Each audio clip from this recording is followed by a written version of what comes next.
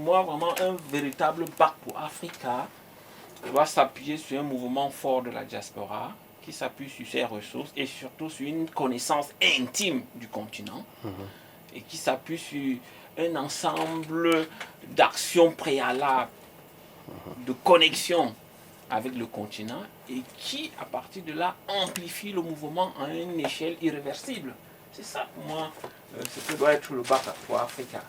Sinon, on va être comme des gens étrangers à l'Afrique qui viennent avec quelques idées et veulent faire de grandes choses.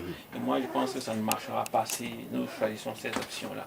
Connaissance intime de l'Afrique, hein, mobilisation importante des ressources humaines et financières à partir de la diaspora, base de données de connaissances, base de données de compétences à mettre en place et s'appuyer donc sur tout ça pour lancer des actions sur le terrain qui s'appuient sur des bons relais qu'on aura pris le temps de préparer longtemps à l'avance.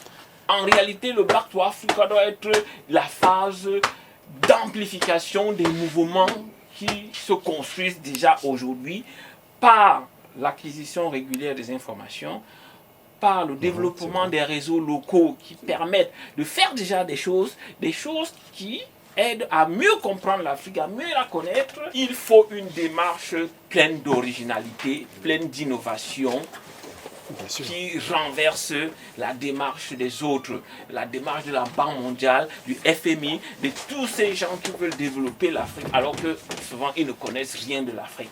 Et la démarche Back to Africa doit s'appuyer sur les Africains, sur leurs ressources, sur leurs idées et sur leur connaissance de l'Afrique et leur volonté de relever, de participer pleinement à la renaissance de ce continent. Les peuples se développent d'abord par leurs propres ressources. Voilà, les peuples se développent d'abord avec leurs propres ressources. Partout, l'expérience historique de partout dans le monde montre qu'on se développe d'abord avec ses moyens.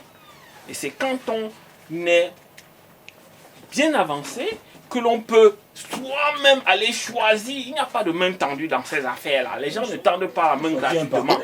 C'est soi-même, on décide quelles sont les compétences, quelles sont les ressources qu'on peut aller chercher ailleurs. Les gens n'ont pas à nous tendre la main. C'est à nous de définir nos besoins, c'est à nous d'être dans l'action qui nous permet de nous en sortir. Et dans ce processus, s'il y a des compétences, s'il y a des ressources, s'il y a des choses qu'on peut prendre ailleurs, c'est à nous d'aller les chercher. Ce n'est pas à d'autres de nous tendre la main.